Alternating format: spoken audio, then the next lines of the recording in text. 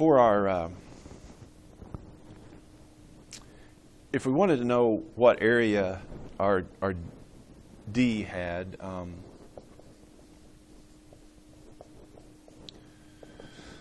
which is usually what we're integrating over. Recall that we said that to get the area of D, all we have to do is the double integral over D dA, or 1 dA. That gives us the area. If we do that double integral, that gives us the area of what D is. Well, in polar then, we'd be talking about the area of D would be equal to, what would it be in polar then? Well, dA is r d theta. And remember, usually, well, we do the r first, so that's our r in terms of theta, h2 to h1, or h1 to h2, and then theta goes from whatever angles we're talking about, alpha to beta. And so this gives us another way to do, or a way to do this problem. Find the area of one loop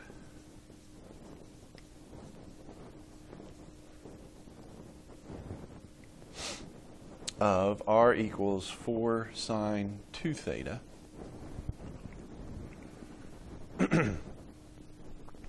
So I've got one of those flowers, roses, whatever, clover, whatever you want to call it. All right.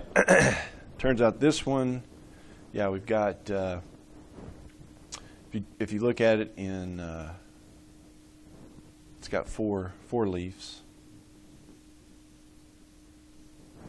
Graph that one all out.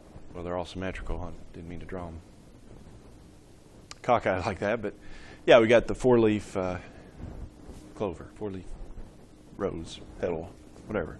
All right, so we want to find the area of one loop of that. And so if you recall, the way we get at one loop, you need to find out where the r is 0, right? Where is r 0? Yeah, well, r is 0 if 0 equals 4 sine 2 theta, right? So sine of 2 theta equals 0. And we know that sine is 0 at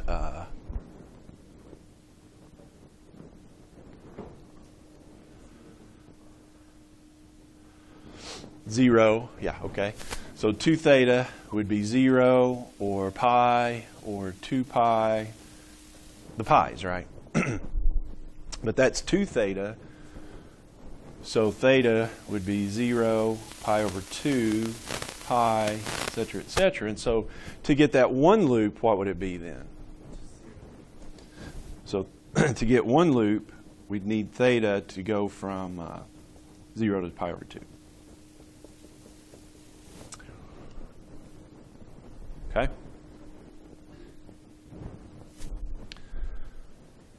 All right. Now what does R range from? Well, R is going to go from here out to the loop. So that would be 0 to the 4 sine 2 theta.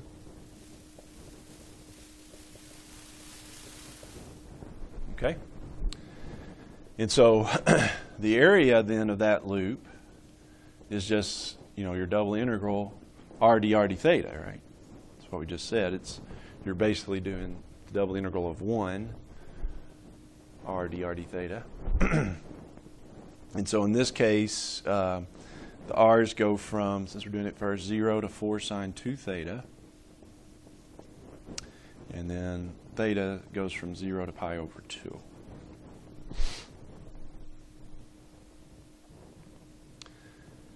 That would be one loop.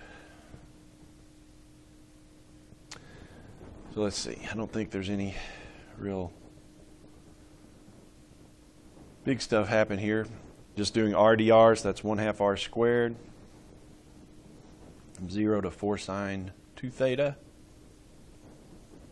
So that would be 0 to pi over 2, 1/2. What would it be? 16. R squared would be 16 sine squared 2 theta. And then plug in 0, you got 0. So basically got 8 sine squared 2 theta to integrate. And nothing else, remind us of how we do those. Remember how we do those? A sine squared.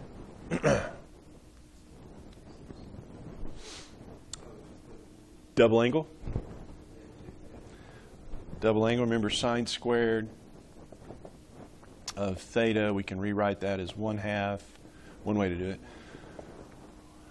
Is it 1/2 minus 1/2 cosine of 2 theta?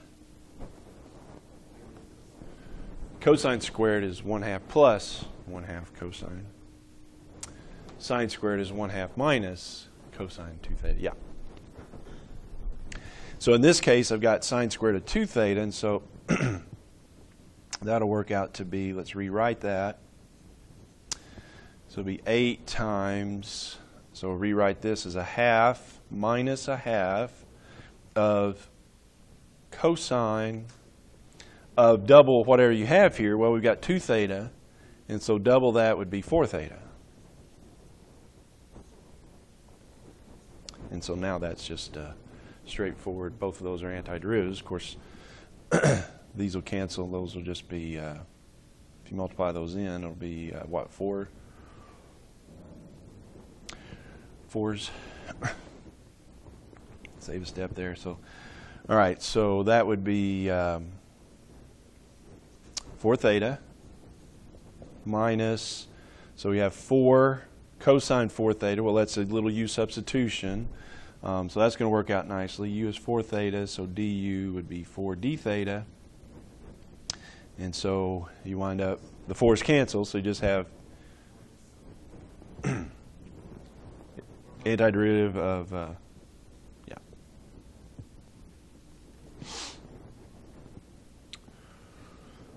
So it's sine 4 theta. And go from 0 to pi over 2. 4 times pi over 2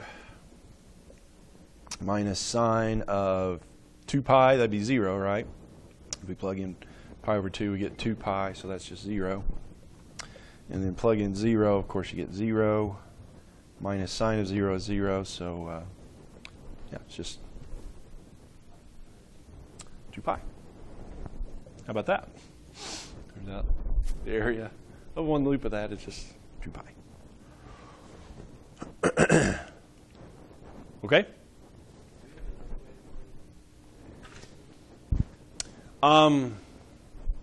Yeah, there's other ways.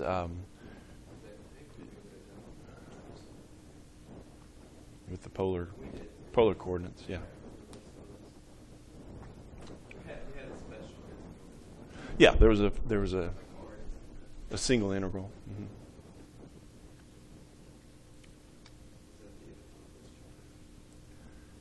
Yeah. I can't remember what chapter, but yes. 1/2 r squared. I think so, something like that.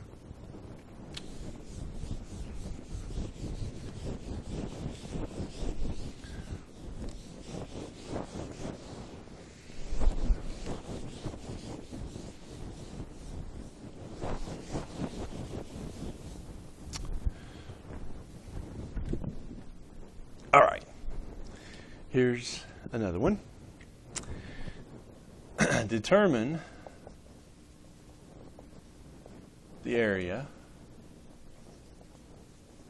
that is inside r equals 3 plus 2 sine theta and outside r equals 3, or r equals 2.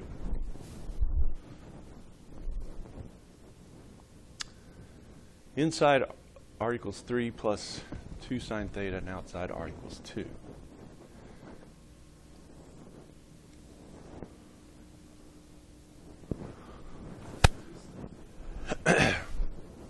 This turns out, if you look at the graph of it, this is -1. It's what they call the cardioid shape. And then, of course, r equals 2 is just, and this is 3 right here. And this r equals 2 is just a circle, radius 2.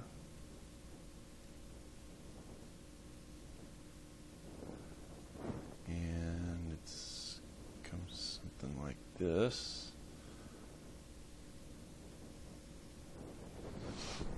And so we're trying to find this area right here.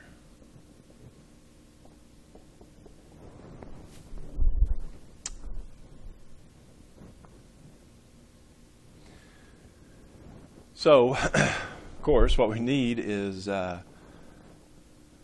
these two intersection points, because that'll set up the angle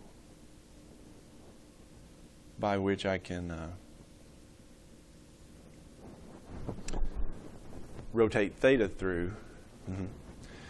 All right, so to get those intersection points, set them equal to each other, right?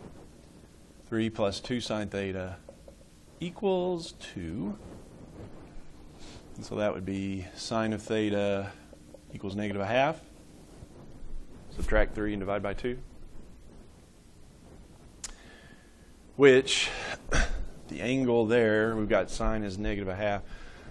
Sine of 1/2 is at pi over 6. To get, if theta is pi over 6, it's 1/2 for the sine. Sine of pi over 6 is 1/2.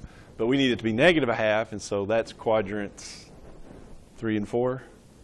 So that would be, I need that reference angle to be pi over 6, so that would be 7 pi over 6. And then one angle would be 11 pi over 6, but we want to sweep it from this one to this one. So if I go from 7 pi over 6 to 11 pi over 6, I'm getting this this stuff down here. So I need a different angle than 11 pi over 6. I would need the one where you kind of back up from 0. So that would be -pi over 6, let's call it. See what I'm saying there? So let's go from -pi over 6 to 7 pi over 6 for theta.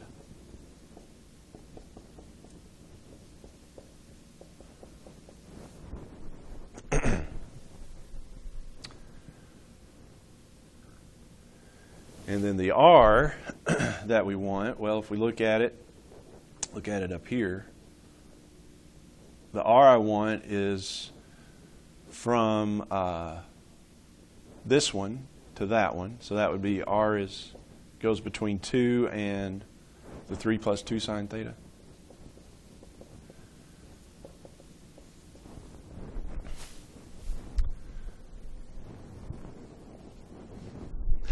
All right, so we've got this area then is the double integral of r dr d theta. That's how we get area in the double integral.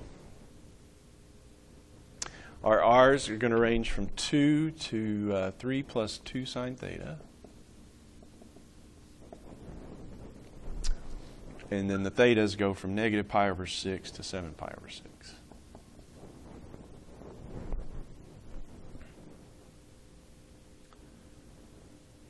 That'll sweep it through the area that we want, right? If we go from -pi over 6 to 7 pi over 6, that sweeps the area we want. Okay. Well, similar deal as the previous one, I think. R dr, so that's just 1/2 r squared d theta, which you're asking about. Whoops. Yeah, that's our previous one anyway. Yeah, it's a little different format, I guess. And so we're going to plug in 3 plus 2 sine theta and 2, so that gives us 1/2 times 3 plus 2 sine theta squared minus half of 4, so that'd be minus 2. Plug in the 2.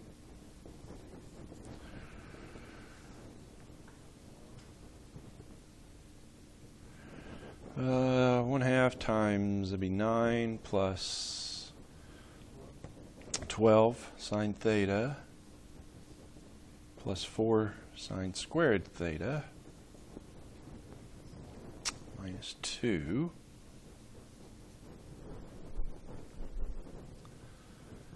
So we've got 9/2 minus 2. Right? If we distribute that. I think 9/2 minus 2 would be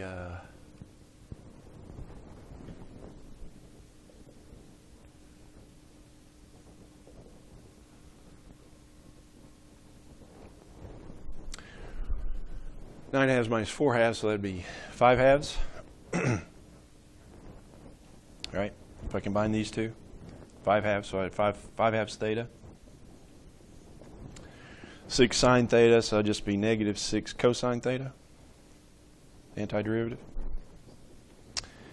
And then 2 sine squared, well, we're going to use our half angle thing again, so that's 2 times 1/2 minus 1/2 cosine 2 theta, which the 2 is going to cancel out the halves, right? Oh, so I got another half. Actually, just be a theta, because that'll be 1. So the antiderivative is just theta.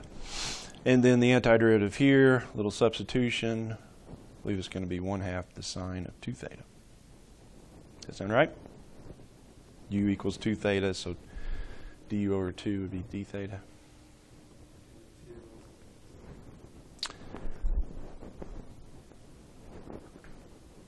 Yeah, 2 cancels.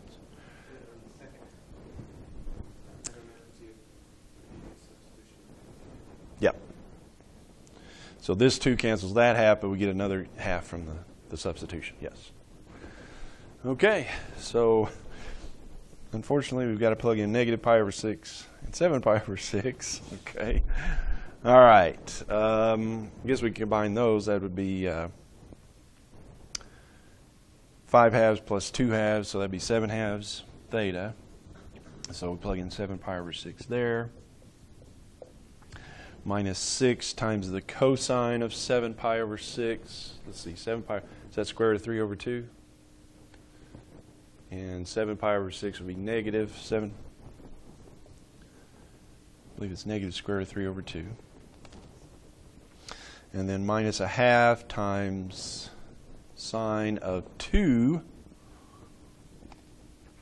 So that'd be sine of 2 times 7 pi over 6 would be 7 pi over 3.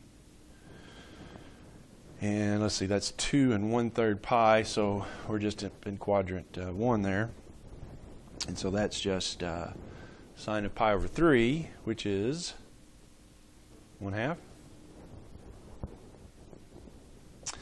Okay, and then minus, plug in the minus pi over 6. So that'd be 7 7/2 times minus pi over 6. Minus 6 times cosine of minus pi over 6. That would be positive square root of 3 over 2. And then plus, no, minus 1/2 sine of pi over 3, right? Negative pi over 3. If I plug in negative pi over 6 there, I get negative pi over 3, which is sine, so we're back to negative, and pi over 3.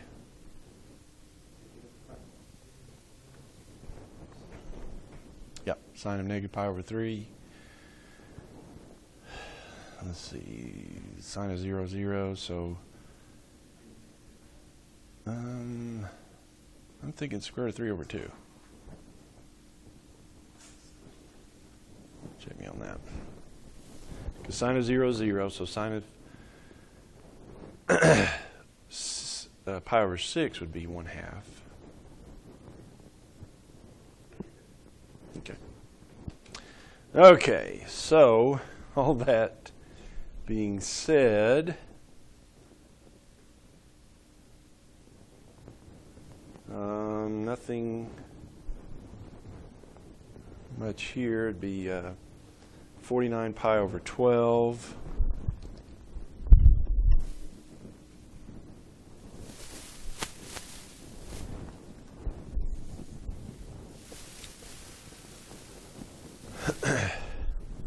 Minus plus, that'd be 3 square root of 3 minus a fourth, that would be plus 7 pi over 12, and that would be minus, and minus would be a plus again, 3 square root of 3, and then minus and minus, so that'd be a plus square root of 3 over 4, it'd be a minus. Okay, so we do get some like terms there. So we got 56 pi over 12, which is 28.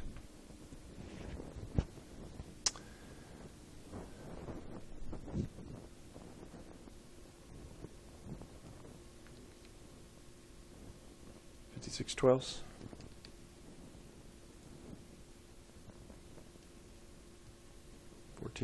Pi over 3, yeah. I'm going to combine these. 6 square roots of 3 minus square root of 3 over 4, so that'd be 5 3/4.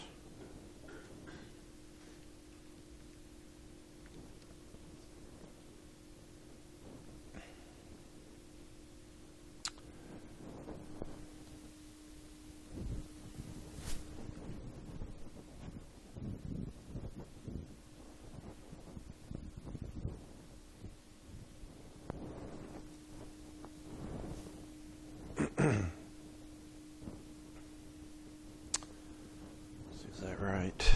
Half of. Yeah, I missed this one right here. Sine of 7 pi over 3 should be the square root of 3 over 2, I believe.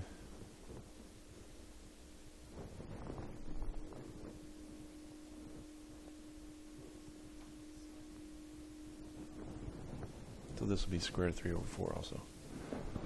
This one, sine of 7 pi over 3, that's a square root of 3 over 2. I said it was a half. Yeah, it's minus square root of 3 over 4, so we have 6 square roots of 3 minus square root of 3 over 2.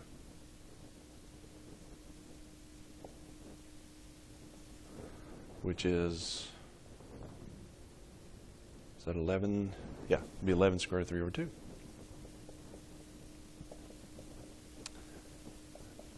Okay. So anyway, devil's in the details, I guess, sometimes.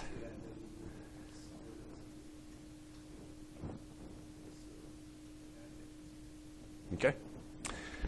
All right. So not an easy one, but it is what it is. Okay? All right, now the other one I wanted to show you is this.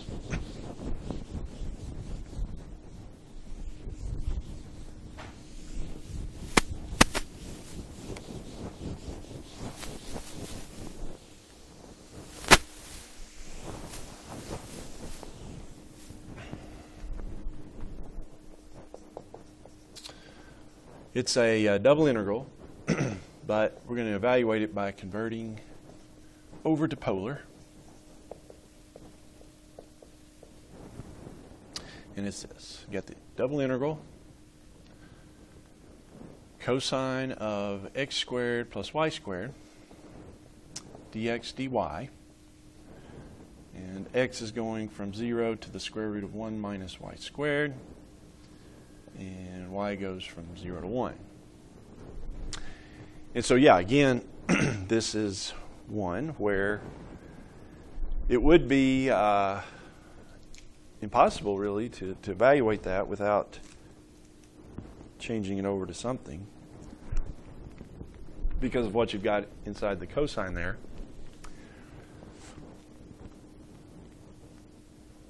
But we can change it to polar.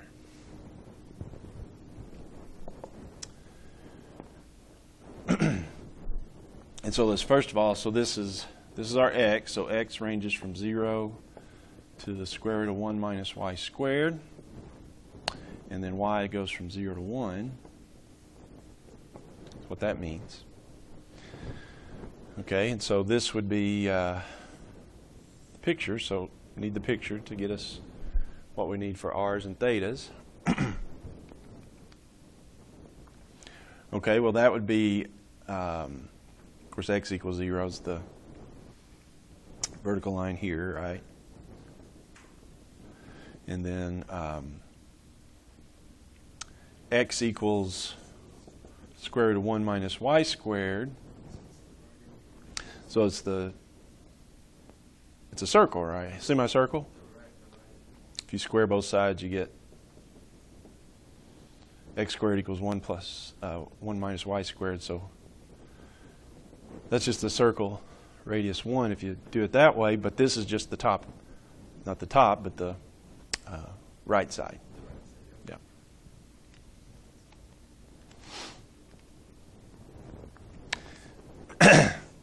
Now, so we're going from x equals 0 to that, but the y only goes from 0 to 1, and so we're just talking about the top sector here, right? So it's just this piece right here that we're talking about. Do that in polar coordinates. So what would that be in polar coordinates then?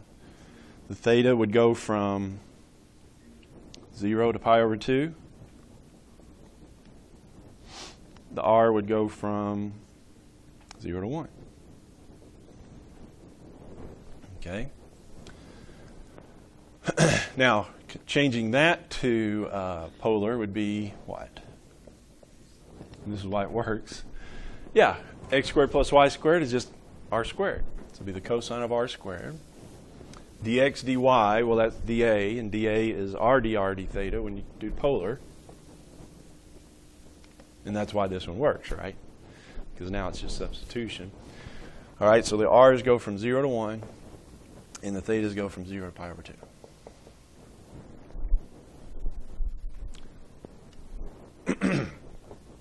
And so, yeah, now that's a totally doable one because if u equals r squared, du equals 2r dr. So d over 2, so I've just got a half of cosine of u du. And so that's just antiderivative would be a half sine of u, which is r squared. We're evaluating that from 0 to 1.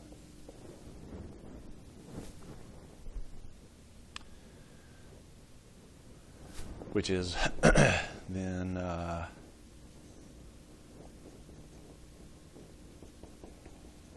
1/2 sine of 1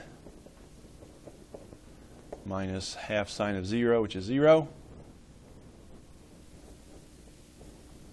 So that, don't get anything besides that. Well, do that derivative with respect to theta. That's just sine of 1 is not a nice, pretty number, but it is. It's just a constant, right? Something. So it's 1/2 sine of 1 times theta at 0 pi over 2. So that would be 1/2 sine of 1 times pi over 2, and then plug in the 0, you got 0. So pi over 4 sine of 1. Okay.